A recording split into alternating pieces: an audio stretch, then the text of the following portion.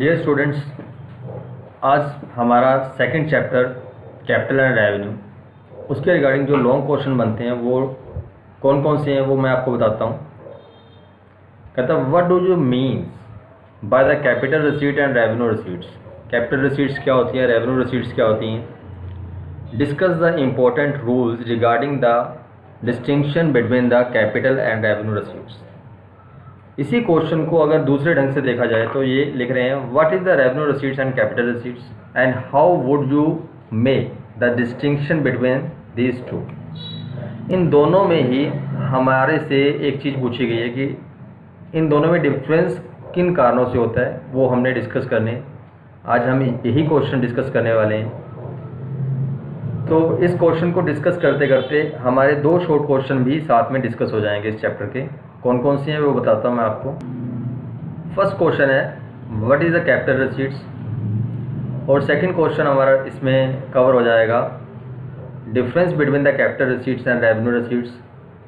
Third question हमारा इसमें cover हो जाएगा short question give the 5 example of revenue receipts. तो डियर फ्रेंड्स, डियर स्टूडेंट्स, अब यहाँ पर आपके ये सब क्वेश्चंस कवर होने वाले हैं जो आज हम क्वेश्चन करने जा रहे हैं उसके अंदर। तो हमारा क्वेश्चंस रेवेन्यू रिसीट्स और कैपिटल रिसीट के बारे में शुरू करते हैं अब। ठीक है फ्रेंड्स, ये स्टूडेंट कैपिटल रिसीट्स और रेवेन्यू रिसीट्स को पढ़ने से पहले हमें कुछ चीज़ें क्लियर करनी है अपनी कि कैपिटल रिसीट्स और रेवेन्यू रिसीट्स को हम किस तरह से देखने वाले हैं। देखो, इनकम टैक्स जो सा लेवाइज किया जाता है वो इनकम ऑफ द असेसी के ऊपर किया जाता है, note the every receipts which he receives. हमने बेसिकली शुरू से ही पढ़ा है कि उसमें बोलते हैं कि इनकम के ऊपर टैक्स लगेगा तो इनकम टैक्स हो गया, पर कुछ रिसीट्स होती हैं उनके ऊपर भी टैक्स लगता है। Every receipts is not be taxed. ठीक है स्टूडेंट्स, अब यहाँ पर ये लिख भी रहा है, देखो इनकम टैक्स लेवाइज होता है on the income of the assessee, not on every receipts which he receives. देखो अब क्या बोल रहा है, the method of tax of different type of receipts are different. अलग अलग रिसीट्स के टैक्स कैलकुलेशन भी अलग अलग होती हैं। इनकम टैक्स एक्ट 1961 क्या कहता है, provide the separate heads capital gains on levying the tax on capital receipts. देखो, जब हम कोई प्रॉपर्टी बेचते हैं या कैपिटल नेचर की कोई भी एसेट बेचते हैं तो उसके ऊपर जो भी गेन होता है, जो एक्चुअल में क्या होता है, उससे कैपिटल रिसीट्स आती है ना, तो जो कैपिटल रिसीट्स आती है उसके ऊपर कैपिटल गेन होता है। वो कैपिटल गेन दो तरह से होता है, शॉर्ट टर्म और लॉन्ग टर्म। तो एक्चुअल में वो कैपिटल नेचर की रिसीट है तो कैपिटल गेन चैप्टर में चला गया। इसी तरह से similarly while calculating the net taxable incomes of the assessee, only a revenue expenses are allowed to deduct out of the revenue receipts. जब हम टैक्सेबल इनकम कैलकुलेट करते हैं तो हम क्या करते हैं, रेवेन्यू रिसीट्स में से रेवेन्यू एक्सपेंडिचर माइनस कर देते हैं, तो हमारे पास क्या बचता है, नेट प्रॉफिट बचता है। तो उस चीज़ को हम कहाँ पे कवर करते हैं, बिजनेस एंड प्रोफेशन में। ठीक है, अब अल्टीमेटली क्या हुआ कि रेवेन्यू रिसीट्स और रेवेन्यू एक्सपेंसेस की हेल्प से हम प्रॉफिट निकाल लेते हैं, तो उसको पीजीबी में कवर कर रहे हैं। अगर कैपिटल नेचर की कोई चीज़ बेच के हम प्रॉफिट कमाते हैं तो उसको कैपिटल रिसीट में कवर कर रहे हैं। तो यहाँ से हमारे क्वेश्चन की शुरुआत होती है कि कैपिटल रिसीट्स क्या हैं, रेवेन्यू रिसीट्स क्या हैं। तो इतना पढ़ने के बाद हमें इतना तो पता चल रहा है कि कैपिटल रिसीट्स कौन सी हैं और रेवेन्यू रिसीट्स कौन सी हैं, और इसको सही ढंग से पढ़ना, इसके बीच का डिफरेंस हमें फाइंड आउट करना बहुत जरूरी हो जाता है। क्योंकि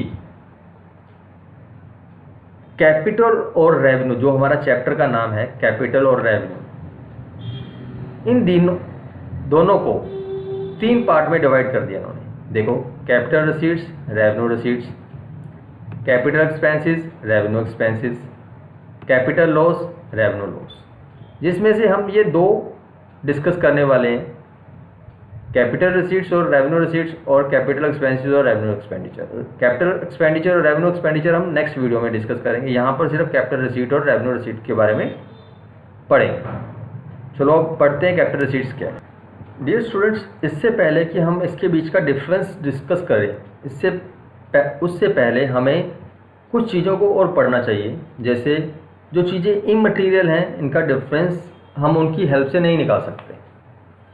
जैसे कि यहाँ पे लिखा है इममटीरियल कंसिडरेशंस।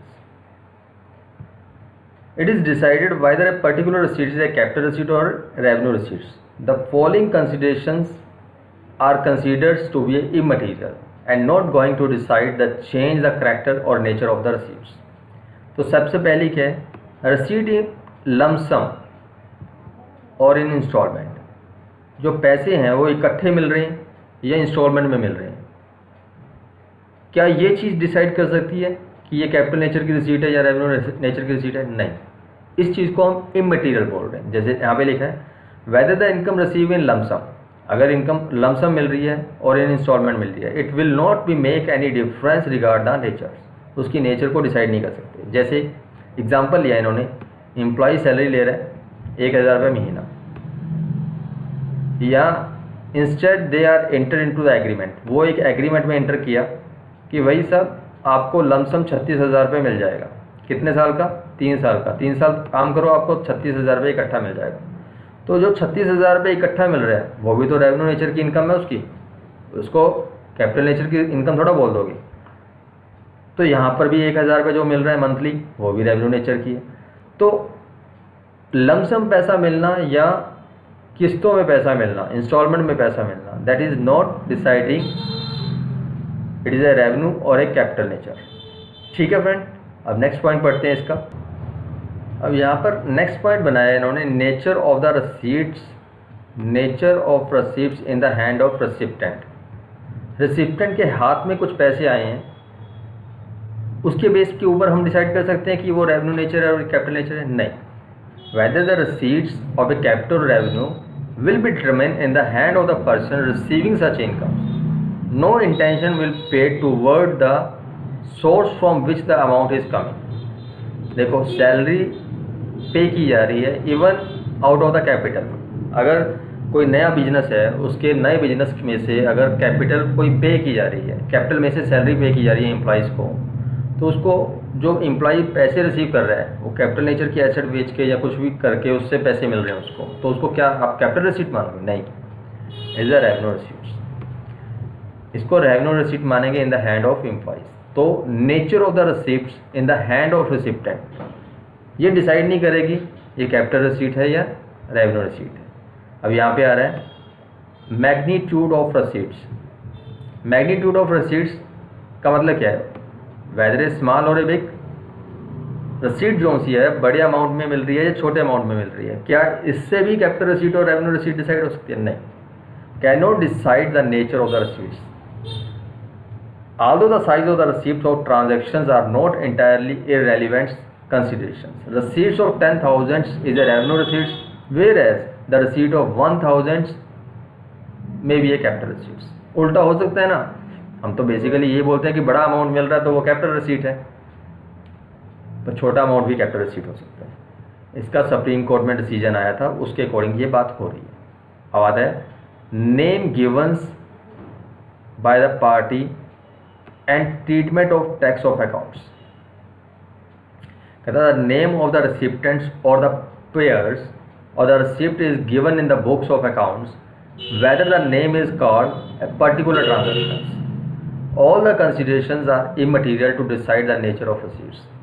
ये सब चीज़ें भी डिसाइड करने में हेल्प नहीं करती हमको कि वो कैपिटल नेचर की रिसीट हो रही है या रेवेन्यू नेचर की रिसीट हो रही है। पेमेंट अगर आउट ऑफ कैपिटल की जा रही है तो इससे भी डिसाइड नहीं होगा। क्यों? नो इंटेंशंस विल बी पे toward the source from which the amount is coming. हमें इससे कोई मतलब नहीं है कौन से सोर्स से पैसा आया है। Salary is paid out of the capital of the new started business, तो इसको रेवेन्यू रिसीट माना जाएगा। ठीक है। टाइम ऑफ रिसिप्ट्स, ये भी इसको इफेक्ट नहीं करती, ये भी इममटीरियल है। Quantity of the receipt, quality of the receipts, whether the income receive voluntarily or under a legal obligations, it will not make any decisions, it will be a capital receipt or a revenue receipt। अब कैसे decide करें कि ये capital receipt है या revenue receipts है? इसको decide करने के लिए हम एक टेस्ट करेंगे, डिस्टिंग्विशिंग टेस्ट। यहीं से हमारा डिफरेंस वाला क्वेश्चन स्टार्ट हो जाता है। तो यहाँ पर हमारा डिफरेंस वाला क्वेश्चन स्टार्ट होता है, इसको पढ़ते हैं अब हम। डियर फ्रेंड्स, अब यहाँ पर क्या है कि अब डिफरेंस के लिए एक टेस्ट अप्लाई करने जा रहे हैं। तो it is difficult to draw a line. इसमें बहुत ही ज़्यादा डिफ़िकल्ट है लाइन ड्रॉ करना कि क्या डिफरेंस है कैपिटल रिसीट्स और रेवेन्यू रिसीट्स, किस कारण से इसको कैपिटल रिसीट माना जाए, किस कारण से इसको रेवेन्यू रिसीट माना जाए। पर इसके कुछ पॉइंट हैं जिनसे हमें क्लियर हो जाता है कि ये कैपिटल रिसीट है या रेवेन्यू रिसीट है। सबसे पहले इन्होंने बनाया नेचर ऑफ एसेट्स। हमारी एसेट की नेचर क्या है? जैसे सपोज कर लो, if the receipt is referable to the fix assets, it is called a capital receipts. If it is referable to circulating of assets, it is called the revenue receipts. अब इन दो बातों से क्या मतलब निकलता है? मान लीजिए आपके पास फर्नीचर है, मशीनरी है, आप उसको लाए और उसको यूज़ करके उससे प्रॉफिट कमाया, तो वो क्या हुआ कि आपके लिए वो कैपिटल रिसीट की तरह से काम कर रहा है। अगर आप फर्नीचर लाए, उसको बेच रहे हो, फर्नीचर ला कर उसको बेच रहे हो, मतलब कि एक ट्रेडिंग कर रहे हो उसकी, तो जस्ट उसको आपने एक स्टॉक की तरह रख लिया। कार सेलिंग है, जैसे कार डीलर्स कार को सेल करते हैं, वो स्टॉक के तौर पे रखते हैं नेचर, तो क्या होगी? उनकी रेवेन्यू रिसीट होगी। अगर वही कार अपने पर्सनल यूज़ के लिए रखी हुई थी, आफ्टर यूज़ आपने उसको बेच दिया, तो वो क्या होगी? रेवेन्यू रिसीट्स होगी। तो यहाँ पर क्या है? If the receipt is referable to a fix assets, it is called a capital receipts. अगर फिक्स एसेट से रेफर से कोई रिसीट्स आई है तो उसको कैपिटल रिसीट माना जाएगा। अगर आपने एसेट सर्कुलेट कर रहे हो, जो भी एसेट आपने खरीदी है, as a stock in trade है, जैसे माल खरीदा बेच दिया, तो उसको क्या बोलेंगे हम? Revenue receipts. तो यहाँ पर हम इस पॉइंट को अपनी एग्जाम्पल के थ्रू समझा सकते हैं। ज़रूरी नहीं कि ये एग्जाम्पल लिखनी है, जो यहाँ पर लिखा होगा वो लिखना है। आप अपनी तरफ से भी एग्जाम्पल ले सकते हो, जैसे कि मैंने यहाँ पे लिया कार डीलर की और कार को यूज़ करने वाली, उस आफ्टर दैट यूज़ करने के बाद आपने उसको बेच दिया। ठीक है फ्रेंड। अब नेक्स्ट पॉइंट आता है इसमें, termination the source of income. यहाँ पे लिख रहा है any sum receives in the compensations for the termination of source of income is called the capital receipts. जैसे कंपनसेशन रिसीव की है by the employ from its employers the termination of services. सीधी सी बात है, अगर कोई एम्प्लॉयज़ आपके पास काम कर रहा है, उसको आपने टर्मिनेट कर दिया विदाउट इंटीमेशन, तो उस केस में क्या होगा कि जो भी उससे रिसीव किया पैसा उसको आप कंपनसेशन दोगे, तो वो उसकी कैपिटल रिसीट्स है, is not a revenue receipts. Termination the source of income, अगर सोर्स ऑफ इनकम उसका टर्मिनेट हो रहा है, ख़त्म हो रहा है, तो उसको हम क्या बोलेंगे? कैपिटल रिसीट्स बोलेंगे। अब जैसे amount receives in the substitution of income, देखो इनकम के सब्स्टिट्यूट्स में अगर आपको कोई अमाउंट रिसीव हो रहा है, जैसे यहाँ पे लिखा है the sum receive in the substitution of income is called the revenue receipts. इन्होंने एक एग्जांपल भी बनाया, a company purchase a right to produce a film from the earlier producers. क्या किया? कंपनी ने परचेज किया है राइट, एक फ़िल्म प्रोड्यूस हुई है, पुराने किसी प्रोड्यूसर ने बनाई थी, उससे हमने उसकी पिक्चर को परचेज कर लिया। हमने उससे वो पिक्चर को produce with the conditions that no other producers will be given this right. किसी भी प्रोड्यूसर को इस तरह का कोई राइट नहीं दिया जाएगा। ठीक है, अगर किसी भी प्रोड्यूसर को इस तरह का राइट नहीं दिया जाएगा तो उस कंडीशन के ऊपर वो उससे परचेज कर रहे हैं। After it is found that the right for producing the films has already been sold, तो बाद में पता चला कि ये तो ऑलरेडी बिक चुका है। कंपनी क्लेम डाइवर्स कर रही है कि भैया हमारा तो आपने पहले ही बेच दिया था, इसका कंपनसेशन दो हमको।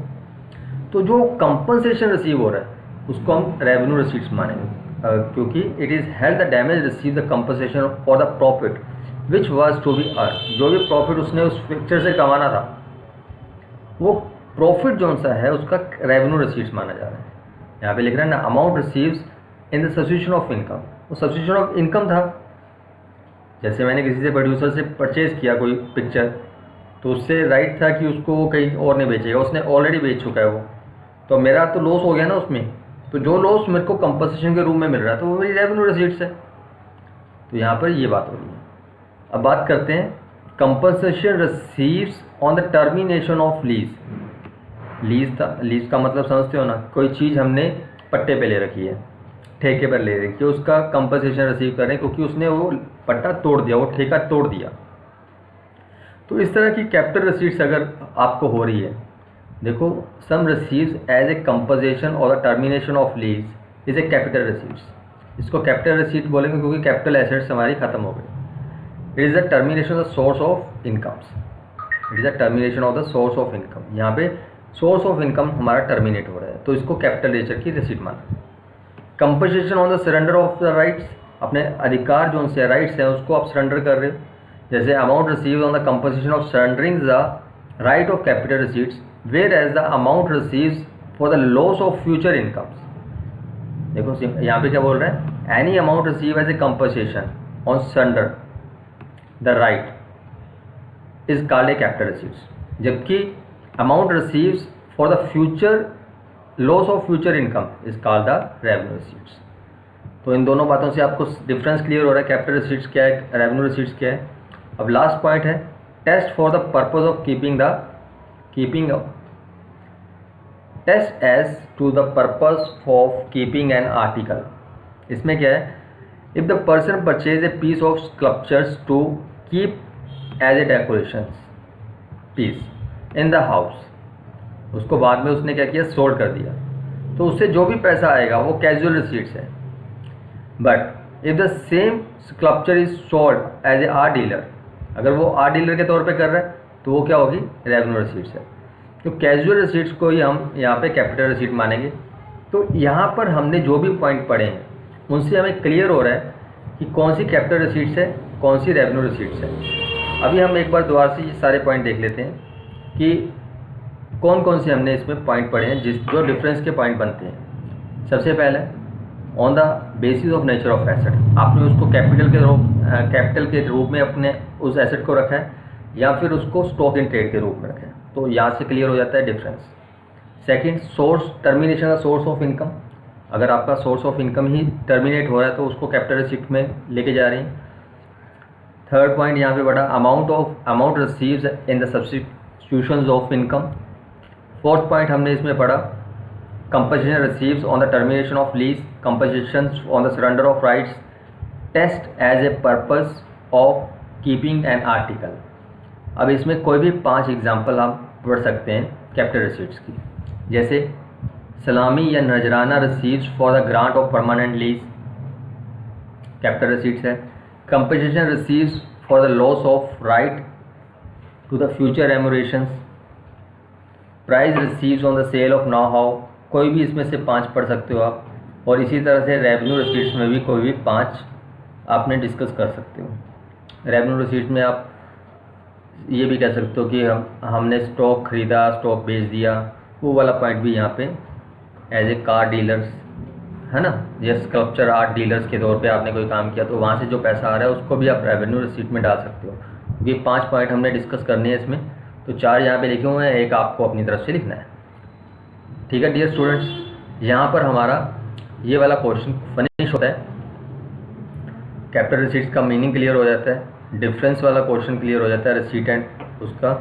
और उसके बाद हमारा जो सा मेन क्वेश्चन है ये वाला, what do you mean the capital receipts and revenue receipts, also discuss the important rule हमने डिस्कस किए। उसके बाद डिफरेंस की बात की, ये वाला क्वेश्चन भी क्लियर हो जाता है। अब लास्ट क्वेश्चन इसमें से पढ़ना है हमको, कैपिटल रिसीट और revenue expenditure, capital and revenue expenditure में क्या डिफरेंस है। तो ये वाला क्वेश्चन नेक्स्ट वीडियो में देखेंगे। ऑलरेडी ये वीडियो काफ़ी लंबी हो गई है। Okay dear, bye bye, take care.